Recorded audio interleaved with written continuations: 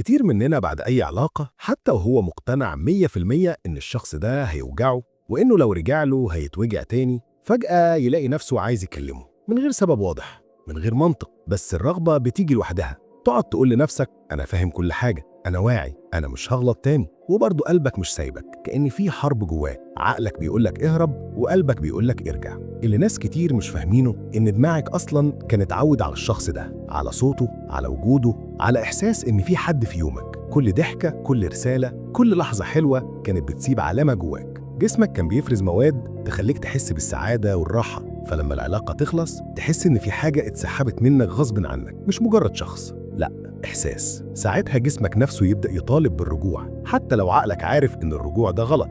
وتيجي بقى الخدعة التانية، الذكريات. عقلك يحب دايما يطلع لك الحلو بس، يفكرك بالضحك وينسيك العياط، يفكرك بالكلام الحلو وينسيك الإهانة، يفكرك بالبداية وينسيك النهاية، يخليك تقول يمكن المرة دي تبقى أحسن، يمكن هو اتغير، يمكن أنا كنت مكبر الموضوع، مع إن الحقيقة الواضحة إن اللي وجعك مرة سهل يوجعك مرتين. وفي وسط كل ده الوحدة تدخل تكمل عليك. بعد ما كنت متعود تصحى على رسالة وتنام على مكالمة، تحس إن الدنيا سكتت. الفراغ ده تقيل، مؤلم ومزعج، وساعتها الشخص اللي أذاك قبل كده يبان في دماغك كأنه هو الحل، مش لأنه صح لكن لأنه معروف. وساعات الرجوع مش بيبقى حب أصلاً، بيبقى ذنب، إحساس إنك سايب حاجة ناقصة، إن في كلام ما اتقالش، إن في نهاية ما اتقفلتش صح. فترجع مش عشان ترتاح، ترجع عشان تطمن نفسك أو تطمنه أو تثبت إنك لسه موجود. وأخطر حاجة بقى التعلق بيعمل في الإنسان عمايل، يخليك تشوف الغلط وتعديه، وتحس بالوجع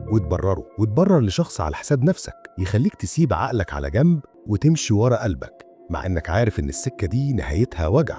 بس خليني أقولك حاجة مهمة، إحساسك إنك عايز ترجع ده طبيعي، مش معناه إنك ضعيف ولا إنك غبي ولا إنك ما اتعلمتش. ده معناه إنك بني آدم عندك مشاعر وتعلقت وتأثرت. الغلط مش في الإحساس، الغلط إنك تسلم له من غير ما تفكر. القوة الحقيقية بقى مش إنك ما تحسش، القوة إنك تحس وبرضه تختار نفسك، تختار كرامتك ووجعك القديم والدروس اللي اتعلمتها. ساعتها بس هتوصل لمرحلة تقول أنا لسه بشتاق بس مش هرجع، ودي أعلى درجة نضج ممكن توصل لها.